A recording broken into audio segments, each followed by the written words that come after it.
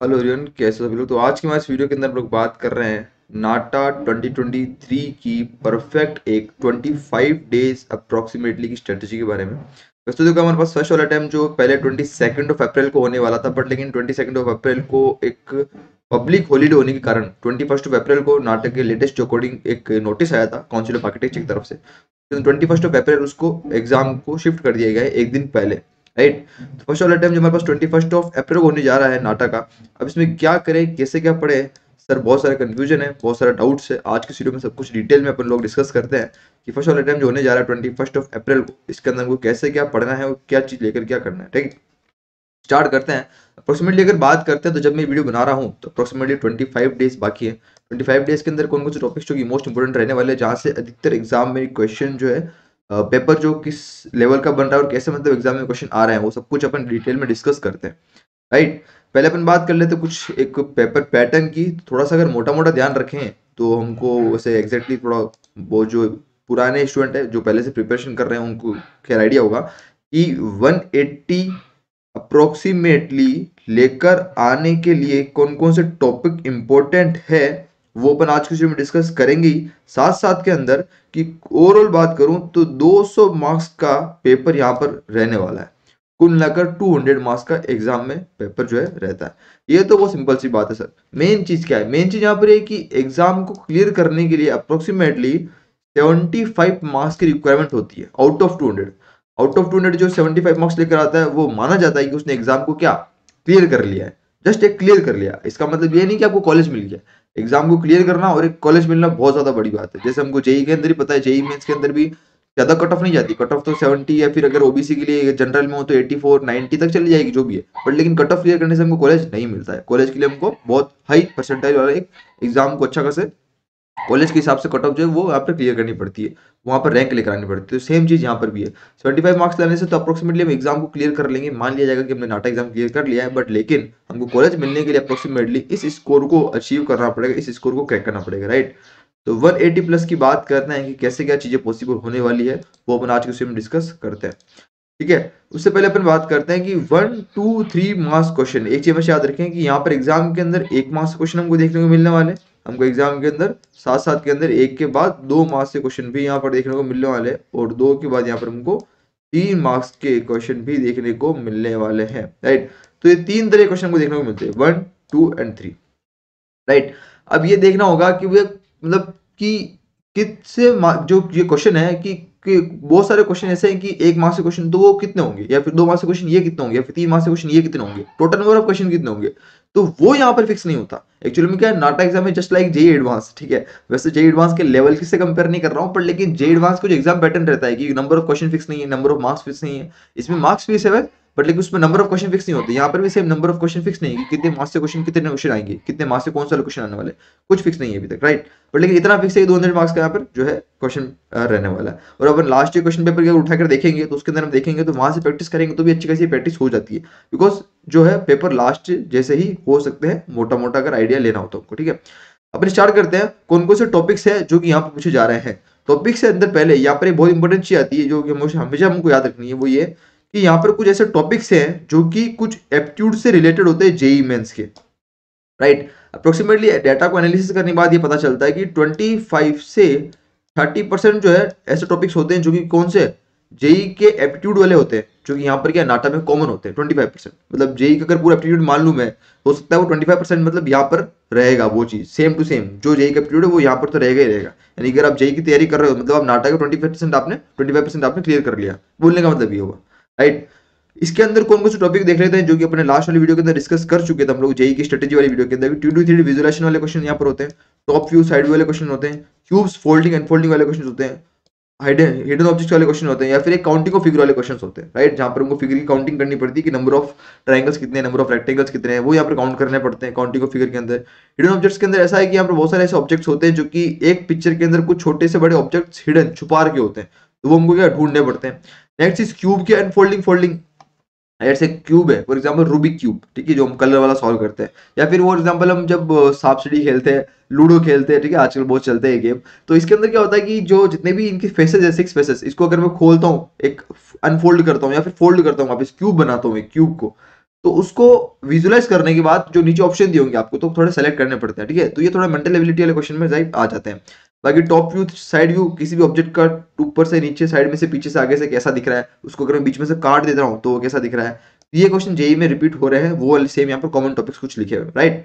Next बात करते हैं, अच्छा इनका जो वेटेज अप्रोक्सीमेटली 15 से 20 मार्क्स लेकर चलता है, ये हमको थोड़ा यहाँ पे याद रखना है कि अप्रोक्सीमेटली 15 से 20 मार्क्स का इनका वेटेज रहता है, राइट, इन चीजों का। हो सकता है इससे ज्यादा भी चला जाए, क्योंकि अप्रोक्सीमेटली बात करूँ तो ये तो मैं मिनिमम बता रहा हूँ, मेनली जो है इससे ज्यादा ही जाने के चांस है। अप्रोक्सीमेटली हो सकता है कि ये ज्यादा बढ़कर 30, 40, 50 तक भी चला जाए, मतलब कि बोलते हैं ना कि वो कोई फिक्स नहीं है पैटर्न, इसलिए मैंने मैक्सिमम जो 25% लिख दिया। अब आप 25% सोच कर अच्छे से प्रिपरेशन करोगे तो आप इस पोर्शन को अच्छे से कंप्लीट कर पाओगे, राइट। 15 से 20 मार्क्स को तो आता ही है, कितना भी जा सकता है ऊपर आगे, 20 नंबर, 30 नंबर, 40, 50 तक भी जा सकता है, राइट। तो ये थोड़े से यहाँ पर चीजें रह जाती है, इसके थोड़ा सा हमको याद रखना, ठीक है। नेक्स्ट बात करते हैं, अच्छा ये ध्यान रखना, ये जो 25% मैंने लिखा है ये ओनली परफेक्टली एप्टीट्यूड के लिए मैंने लिखा है, राइट। अब इसके अंदर नाटक के अंदर और भी टॉपिक्स है, फॉर एग्जांपल मैथमेटिक्स है, फिजिक्स है, इंग्लिश है, वो एप्टीट्यूड का पार्ट नहीं है। तो जो ओनली एप्टीट्यूड का पार्ट है उसका 25% है, राइट। तो इसमें थोड़ा हमको कंफ्यूज नहीं होना, ये ओवरऑल का 25% नहीं है, एप्टीट्यूड का 25% है। नेक्स्ट बात करते हैं एक्स्ट्रा टॉपिक्स कौन कौन से, मेनली बात करते हैं नाटक किस टॉपिक के लिए जाने जाते हैं, मतलब क्या क्या इसमें आता है, पूछे जाते हैं, तो वो कौन से टॉपिक से वो अपन बात कर लेते हैं, कौन कौन से एक्स्ट्रा टॉपिक्स यहाँ पर रहने वाले, राइट। पहले नंबर के ऊपर बात करते हैं जो कि रिडल्स एंड पजल्स। यहाँ पर सर बहुत सारे क्वेश्चन देखने को मिलते हैं जहां पर हमको रिडल्स पूछी जा रही है और यहाँ पर पजल्स वाले क्वेश्चन पूछे जा रहे हैं, राइट। मतलब ऐसे वाले क्वेश्चन जिसके अंदर हमको थोड़ा सा फंसा दिया जाएगा, थोड़ा सा हमको, ठीक है, अजब थोड़ा घुमा दिया जाएगा, ऐसे वाले क्वेश्चन आते हैं रिडल्स और पजल्स। साथ साथ के अंदर आते हैं सबसे मेन इंपॉर्टेंट, ध्यान रखें, वो है 30 सेकेंड प्रॉब्लम। अच्छा इस 30 सेकेंड प्रॉब्लम को थोड़ा सा यहाँ पर जोड़ देंगे। 30 सेकेंड प्रॉब्लम ये ऐसा सेक्शन है यहाँ पर इस एग्जाम के अंदर जो कि सबसे मोस्ट वेटेज वाला सेक्शन है, मोस्ट इंपोर्टेंट है, मोस्ट वेटेज वाला सेक्शन, राइट। 30 सेकेंड प्रॉब्लम्स के अंदर approximately weightage out of 200 30 marks का वेटेज अकेले का रहता है। नाम भी 30 सेकेंड प्रॉब्लम है और उसका वेटेज भी 30 मार्क्स का अप्रोक्सीमेटली रहता है। कुल मिला के 5 क्वेश्चन यहाँ पर देखने को मिलते हैं, राइट। एक क्वेश्चन 6 मार्क्स का होता है और 6 मार्क्स के अंदर से भी 2 क्वेश्चन आते हैं, एक क्वेश्चन 3-3 मार्क्स का, राइट। तो करीब 5 क्वेश्चन हम देखने को मिलते हैं। तो 30 सेकेंड प्रॉब्लम मोस्ट इंपोर्टेंट, आने वाले समय के अंदर आपको सभी के ऊपर अपन बात करेंगे वीडियोस के अंदर, दिक्कत नहीं है। मैं आपको क्वेश्चन भी प्रैक्टिस के लिए दूंगा, सब कुछ आपको चैनल पे मिलता रहेगा। नेक्स्ट बात करते हैं लोगोस ऑफ ब्रांड्स, ठीक है। अलग अलग जितने भी बड़े बड़े ब्रांड है, चाहे वो ऑटोमोबाइल कंपनीज होगी, चाहे वो जितनी भी टेक कंपनीज होगी, गूगल, माइक्रोसॉफ्ट वगैरह, जितनी भी कोई शॉपिंग वाली कंपनीज होगी, अमेजोन वगैरह, जो भी चीजें बड़ी बड़ी ब्रांड्स हैं, उन सभी के लोगो वाले क्वेश्चन यहाँ पे पूछे जा रहे हैं। नेक्स्ट बात करते हैं principle of design, principle design वाले क्वेश्चन भी यहाँ पर आते हैं। स्पॉट द डिफरेंस, अच्छा प्रिंसिपल ऑफ डिजाइन वाले क्वेश्चन भी इंपॉर्टेंट है, इसको भी अपन एक अलग कलर से मैं आपको बताना चाहूंगा कि प्रिंसिपल ऑफ डिजाइन वाले क्वेश्चन भी जो है यहाँ पर, इसको अच्छे से ध्यान रखें, क्योंकि अगर आप प्रीवियस क्वेश्चन उठाकर देखोगे तो जो मोस्ट लेवल के क्वेश्चन आते हैं, एकदम जो हार्ड वाली कैटेगरी में मान सकते हैं लेवल के क्वेश्चन, उन सभी लेवल के क्वेश्चन के अंदर प्रिंसिपल ऑफ डिजाइन वाले क्वेश्चन ही ऐसे जो कि मोस्ट लेवल के क्वेश्चन आते हैं, बहुत हार्ड क्वेश्चन आते हैं, मतलब इनको सॉल्व करने के लिए अच्छा खासा पेशेंस चाहिए होगा, अच्छी खासी प्रैक्टिस चाहिए होगी, तब जाके इन क्वेश्चन को हम सॉल्व कर पाते हैं, राइट। और नेक्स्ट बात करता हूँ इसके जो टाइप ऑफ क्वेश्चन बनते हैं, यहाँ पर बहुत सारे ऑप्शंस आते हैं, मतलब इसमें ये बोल सकते हैं एमएसक्यू है, मल्टीपल सेलेक्ट क्वेश्चन। यहाँ पर एक आंसर सही नहीं होगा, बहुत सारे ऑप्शन सही हो सकते हैं, ऑप्शन भी आते भी बहुत सारे, 4 ऑप्शन नहीं होंगे, 8 से 10, 15, 20 ऑप्शन हो सकते हैं, उसके अंदर से हमको बहुत सारे ऑप्शन सेलेक्ट करने पड़ेंगे। और मार्किंग उस हिसाब से होती है कि आप कितने ऑप्शन सेलेक्ट कर रहे हो, राइट। पार्शियल मार्किंग कभी हो भी सकती है, नहीं भी हो सकती है, देखते हैं लेटेस्ट अकॉर्डिंग की क्या होता है। बाकी ये थोड़े लेवल के क्वेश्चन यहाँ पर बन जाते हैं प्रिंसिपल ऑफ डिजाइन, राइट। इसको हम थोड़ा सा जोड़ देंगे। नेक्स्ट बात करते हैं, हमारे पास जो नेक्स्ट टॉपिक है वो है स्पोर्ट द डिफरेंस। अच्छा ये स्पोर्ट द डिफरेंस वाला जो टॉपिक है ये थोड़ा सा इंपॉर्टेंट टॉपिक है, ध्यान दो। ये इंपॉर्टेंट का मतलब है कि थोड़ा सा ये एक मजे वाला टॉपिक, मजेदार टॉपिक है। मजेदार टॉपिक कैसे है, जैसे हम लोग जब घरों में सुबह सुबह मॉर्निंग में अखबार पढ़ते हैं, तो अखबार के अंदर आपने देखा होगा एक किड्स वाला सेक्शन आता है। किड्स का मतलब कि जहाँ पर अलग अलग तरह के गेम्स होते हैं, ऐसा कोई पोर्शन होता है आपके अखबार न्यूज़पेपर के अंदर, ठीक है। तो उस वक्त देखा होगा हमने कि वहां पर जो गेम होते हैं ना बहुत सारे तरह के, उसमें एक ऑप्शन, एक गेम होता है जिसके अंदर आपको 2 पिक्चर दी होती है, एक पहली पिक्चर यहाँ दी होगी, उसके बाद एक लाइन बीच में दी होगी और सेम टू सेम पिक्चर यहाँ दी होगी, और बोला जाएगा कि इसमें कुल मिलाकर एनी 10 कोई भी 10 स्पोर्ट, मतलब कोई भी 10 डिफरेंस निकाल दो कि ऐसे कौन से 10 चीजें हैं जो इस वाली पिक्चर में है या फिर इस वाली में नहीं है, या फिर ऐसी कौन सी 10 चीजें जो इसमें और इसमें मिस्टेक हो रखी है, ठीक है, कॉमन नहीं है, कुछ अलग है, मतलब वो डिफरेंस फाइंड करना होता है। तो ये क्वेश्चन भी यहाँ पर क्या नाटा पूछने लग गया लास्ट 2 साल से। ये हमको बहुत मोस्ट इंपोर्टेंट चीज, यहाँ थोड़ा सा हमको याद रखें कि यहाँ पर क्या चीजें हैं कि नाटा वो चीजें भी पूछ रहा है जो हम डेली लाइफ के अंदर इधर उधर हमारे सराउंडिंग में पर देख रहे हैं, राइट। तो हमको ये थोड़ा ध्यान रखना है कि बहुत चीजें वो सारी है, बस हमको थोड़ा अपने सराउंडिंग में ऑब्जर्वेशन थोड़ी करनी है कि जो चीजें हम आसपास देख रहे हैं, रोज सुबह से मॉर्निंग में अखबार पढ़ रहे हैं, तो उसमें क्या चीजें हमको दिख रही है जो हमारा नाटा एग्जाम में काम से रिलेटेड है, जो मैंने आपको बता दिया, ठीक है। स्पोर्ट द डिफरेंस वाले क्वेश्चन, ये क्वेश्चन जनरली पूछे जा रहे हैं। नेक्स्ट बात करते हैं सर नेक्स्ट आगे चलते हैं नेक्स्ट टॉपिक के ऊपर, कौन सा इंपॉर्टेंट है, जो कि हमारे पास है स्काईलाइन वाले टॉपिक्स। स्काईलाइन वाले टॉपिक्स का मतलब होता है कि फॉर एग्जांपल कोई, मैंने बोला कोई कंट्री, फॉर एग्जांपल दुबई, अब दुबई की स्काईलाइन बना दो। अब दुबई की स्काईलाइन जब मैं बनाता हूँ तो ऐसी मोस्ट इंपॉर्टेंट दुबई में क्या फेमस है, फॉर एग्जांपल दुबई में है बुर्ज खलीफा, जो सबसे बड़ी बिल्डिंग फेमस है। तो जब उसकी स्काईलाइन, लेट्स से मैं स्काईलाइन बना रहा हूँ, तो बीच में बहुत बड़ा सा एक दुबई, जो हमारे पास क्या है, एक वो उसका बुर्ज खलीफा जैसे बड़ा सा एक जो यहाँ पर शेप यहाँ दिखाई देगा। बाकी उसके बुर्ज खलीफा के पास जो एक बुर्ज अल अरब एक होटल है, तो वो होटल भी यहाँ पर जो हमको दिखाई देगी, राइट। तो ऐसे करके जो चीजें, एक अलग से बिल्डिंग, बाकी बहुत सारी बिल्डिंग, स्काई स्क्रेपर्स वगैरह, वो सब अलग अलग तरह के हमको दिखाई देंगे ऐसे करके। तो ये स्काईलाइन, इसको बोलते हैं स्काईलाइन। ये स्काईलाइन बन गई। तो हमको स्काईलाइन कैसे पहचानेंगे, हमको पता है बुर्ज खलीफा अगर जैसा कुछ हमको दिख गया, तो ये स्काईलाइन हमको कहाँ दिख रही है, राइट। तो बुर्ज खलीफा जैसी चीज जो हमको हमको पता है कि कहाँ दुबई में है, तो वो चीज यहाँ पर आ जाती है। तो ये थोड़ा सा हमको याद रखना पड़ेगा। तो स्काईलाइन जैसी चीज हमको पता होना चाहिए कि मोस्ट फेमस जो बिल्डिंग्स है, मोस्ट फेमस चीजें है, वो कहाँ पर है, उसके थ्रू हम देख के अंदाजा लगा सकते हैं। नेक्स्ट बात करते हैं कॉलेज नेम, या फिर बात करते हैं क्या चीज, फ्लेक्स। कॉलेज नेम फ्लेक्स मतलब ऐसा लिखा है कि ये इतना ज्यादा इंपॉर्टेंट तो नहीं है, पर लेकिन चांस है। लास्ट ईयर क्वेश्चन आया था कॉलेज के अंदर कि टॉप आर्किटेक्चर कॉलेज कौन सा है, state government college. For example JJ college of architecture उसका आंसर था, राइट। स्टेट गवर्नमेंट कॉलेज के अंदर JJ college of architecture top college में नाम आता है, ठीक है, जो कि महाराष्ट्र के अंदर है। तो ये कॉलेज वाले क्वेश्चन भी आ जाते हैं। फ्लैग वाले क्वेश्चन, किसी भी कंट्री का फ्लैग लेके पूछ लिया आपको एक क्वेश्चन, ये चांस बन सकता है। ऐसे मोस्ट इंपोर्टेंट तो नहीं है, पर लेकिन इसलिए मैंने इसको लास्ट में रखा है, राइट। ये यहाँ पर अच्छा खासा टॉपिक जो अच्छा खासा मोस्ट वेटेज यहाँ पर कवर कर देते हैं। इन सभी को मिलाकर अच्छा खासा आप आराम से 80 to 100 मार्क्स का वेटेज यहाँ पर कवर कर देते हो इन सभी को मिलाकर। ओके, 30 मार्क्स तो इसके हो गए। सेम 25 से 30 मार्क्स प्रिंसिपल ऑफ डिजाइन वाले क्वेश्चन हो जाते हैं। तो 32nd problem principal of design, अच्छा खासा टॉपिक मोस्ट वेटेज, और ये दोनों मिलाकर आपको 50 मार्क्स ऊपर का कवर कर देते हैं मटेरियल, 32nd प्रॉब्लम और प्रिंसिपल ऑफ डिजाइन, राइट। उसके बच्चे में स्पोर्ट डिफेंस वगैरह वगैरह, इनमें से दो तीन क्वेश्चन बनते हैं। तो ऐसा करके आप लोग आराम से 70-80 मार्क्स तक इसमें से मिलाकर पहुंच जाते हैं। और यहाँ पर ऊपर अप्रोक्सीमेटली 20 मार्क्स अप्रोक्सीमेटली हो जाता है, राइट। नेक्स्ट बात करते हैं, अप्रोक्सीमेटली 100 के ऊपर इन सब चीजों से हम क्रॉस कर जाते हैं। नीचे चलते हैं तो हमको देखने को मिलेगा कि जीके और करंट अफेयर्स, इसमें बहुत बड़ा कंफ्यूजन रहता है।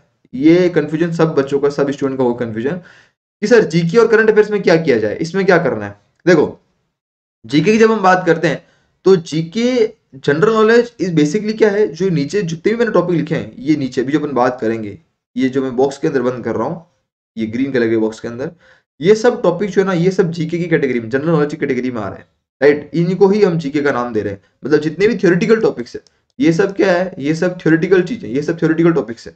यहाँ पर हमको रटना पड़ेगा सिंपल पढ़ के, और कुछ नहीं करना है, राइट। तो उनको यार आर्किटेक्चर एलिमेंट्स हो गया, बिल्डिंग कंपोनेंट, जितने भी बिल्डिंग के टाइप्स है, कंपोनेंट्स है, फेमस जितनी भी बिल्डिंग्स है, जितने बड़े बड़े आर्किटेक्ट्स है, बड़े बड़े आर्टिस्ट है, वो वगैरह हो गया।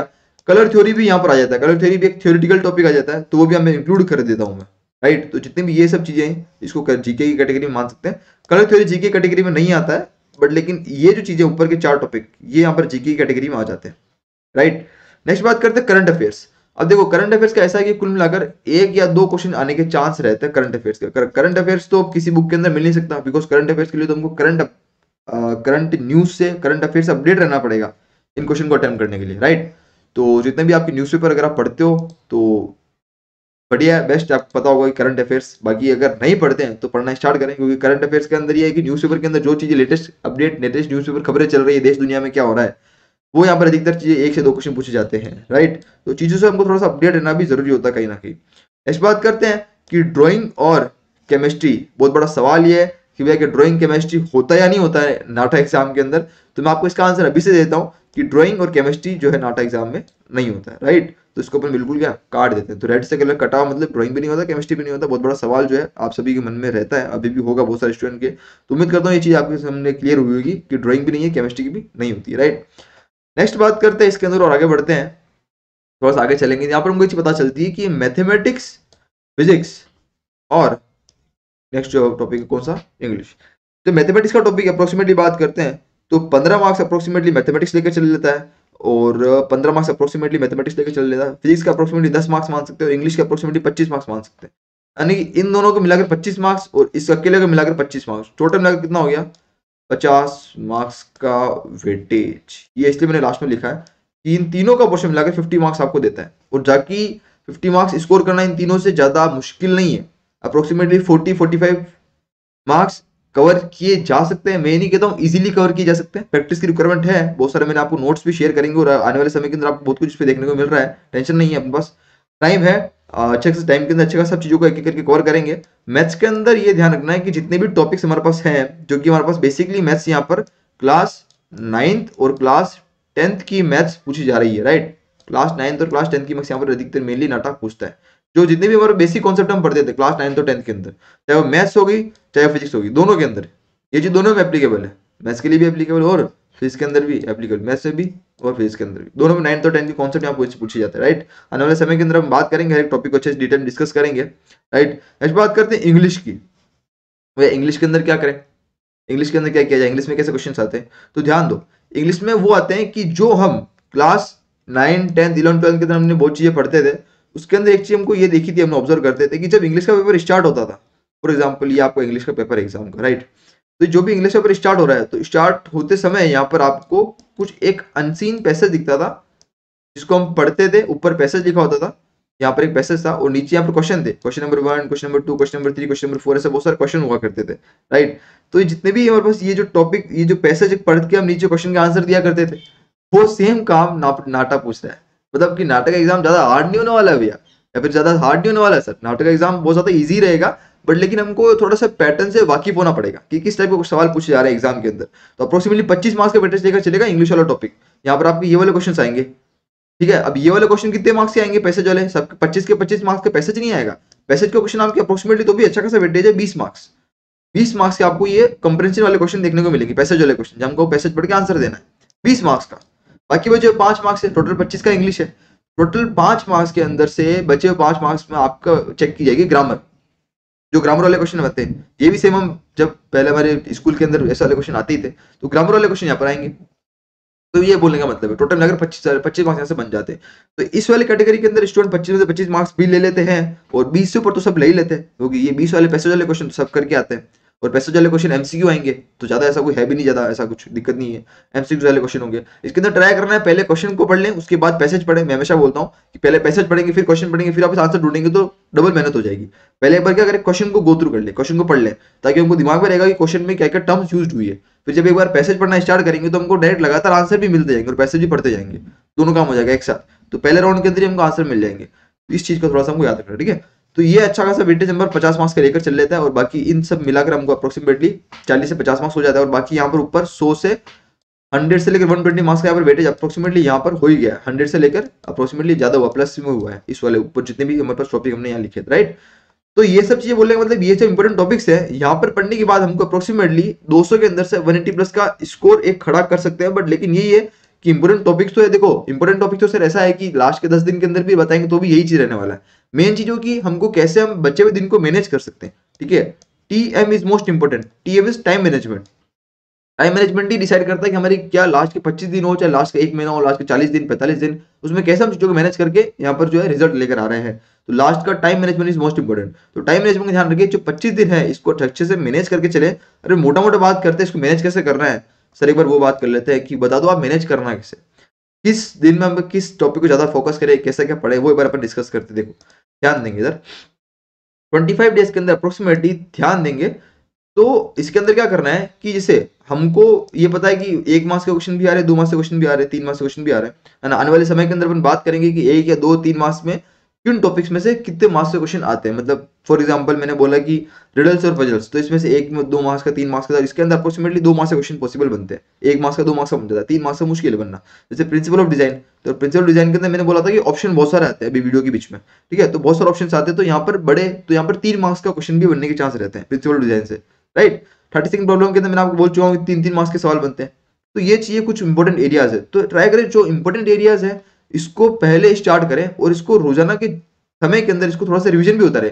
फॉर एग्जांपल पहले दिन से आप अगर प्रिंसिपल डिजाइन वगैरह ये सब चीज स्टार्ट कर रहे हो, तो इनको भी स्टार्ट करने, और साथ साथ के अंदर जो इजी टॉपिक्स है इनको भी स्टार्ट करना और जल्दी खत्म करना है। बिकॉज क्या होगा, जैसे मैंने बोला कि जितने भी ये टॉपिक्स है ये सारे इजी वाले टॉपिक्स है, अगर आप इनको पहले दिन से स्टार्ट कर दो तो इनको जल्दी खत्म भी कर पाओगे। इनको क्या है कि हमको लास्ट में लेकर नहीं बैठा रहना है, इस 2D 3D विजुअलाइजेशन को, टॉप व्यू, साइड व्यू, ये टॉपिक ऐसे हैं जो कि आप एक बार पढ़ोगे समझ जाएंगे कि सर हमको कैसे करना है, इनको सॉल्व कैसे करना है, बात खत्म। फिर इनको रोज रोज पढ़ने की जरूरत नहीं है। इनको फिर आप हफ्ते के अंदर एक बार 2 बार भी पढ़ लोगे, 2 बार एक बार रिवाइज कर लोगे, हफ्ते में 2 बार, मतलब 3 दिन में एक बार इनको पढ़ लोगे तो भी आप अच्छे से इसको क्वेश्चन सवाल एग्जाम में सॉल्व करके आ जाओगे। इन सब चीजों को रोज रोज पढ़ने की जरूरत नहीं है। रोज पढ़ने की जरूरत कहाँ हो जाती है, एक तो सबसे पहले ये जो मैंने बताया दो तीन टॉपिक यहाँ के हो गए ऊपर के, और नेक्स्ट टॉपिक एक तो ये थ्योरेटिकल वाले टॉपिक, ये थ्योरेटिकल वाला टॉपिक रोज हमको रोज आधा घंटा 1 घंटा थ्योरेटिकल जितनी भी थ्योरी चीजें है उसको हमको रोजाना रिवाइज करना पड़ेगा, क्योंकि थ्योरी ऐसी चीजें जो दिमाग में रोजाना जाएगी तब जाकर एग्जाम में हम उसको लिख पाएंगे, एग्जाम ऑप्शन लगा पाएंगे। और नेक्स्ट जो चीजें मैथमेटिक्स फिजिक्स, ये 2 ऐसे पोर्शन है जो हमको रोजाना इसको क्वेश्चन सॉल्व करने पड़ेंगे, क्योंकि सर ये तो ऐसी चीजें हैं जहां पर हमको क्वेश्चन सॉल्व करके आंसर निकालना पड़ेगा। तो मैथ्स और physics types of question solve करने पड़ेंगे, ठीक है, तो इनको हमको रोजाना टाइम देना पड़ेगा। तो इस अप्रोक्सीमेटली 2 घंटा आपने मैथ्स को 1 घंटा मैथ्स को दिया, 1 घंटा फिजिक्स को दिया, बाकी 1 घंटा आपने इंग्लिश को दिया, बाकी बचा हुआ 1 घंटा के अंदर से आधे घंटे आपने इस एप्टीट्यूड वाले पोर्शन को दिया, बाकी बचा हुआ आधा घंटा आपने इस वाले 2D 3D विजुअलाइजेशन वाले टॉपिक दिए, ये जो था जो कॉमन टॉपिक से जेई वाले जो कि ज्यादा हार्ड नहीं, इसको दिया, ठीक है। ऐसा करके चीजों को हमको डिवाइड करना है, उसके बाद हमको आगे बढ़ता रहना है, राइट। तो ये चीजें जो हार्ड है, जो बड़ा बड़ा लग रहा है टॉपिक्स, उसको रोजाना टाइम देना पड़ेगा, और जो ज्यादा ऐसा नहीं है, ठीक है, इजी हो जाएगा तो उसको रोजाना पढ़ के 3 दिन एक बार पढ़ लेंगे तो भी वो चीज हमको कवर कर लेगा, राइट। तो ये हमारे पास क्या है, एक थोड़ा सा मैनेजमेंट रहने वाला है, ध्यान देंगे, राइट। उसके अलावा उम्मीद मोस्टली स्टूडेंट के अभी तक 12th जो बोर्ड है वो खत्म हो गए होंगे, तो आपको पूरा पूरा फोकस इसी के ऊपर करना है, और बाकी हो सकता है आपका जेई का सेकंड वाला अटेम्प्ट भी आ रहा है, तो जेई का सेकंड वाला अटेम्प्ट की भी ऊपर लास्ट वाली वीडियो के अंदर मैंने बात करी थी कुछ इंपोर्टेंट चैप्टर्स की, कुछ इंपोर्टेंट टॉपिक्स की, मैथमेटिक्स एप्टीट्यूड वगैरह में, तो वो भी चीजें हमको थोड़ा ध्यान रखेंगे, ठीक है। बस एक साथ खत्म करते हैं इस वीडियो को और मिलते हैं अपन अगली वीडियो में, तब तक के लिए अपना ध्यान रखें, और कभी डाउट है रह गया हो नीचे कमेंट सेक्शन के अंदर कमेंट कर सकते हो आप, और बाकी अपने नेक्स्ट वीडियो के अंदर मिलते हैं अपन। एग्जाम के अंदर समय है, अच्छा सा करेंगे प्रिपरेशन, मिलकर काम करेंगे और अच्छा खासा पढ़ेंगे और अच्छा खासा आग लगाएंगे, ठीक है। तो इसी के साथ खत्म करते हैं, अपना और अपनों का ध्यान रखें, थैंक यू सो मच।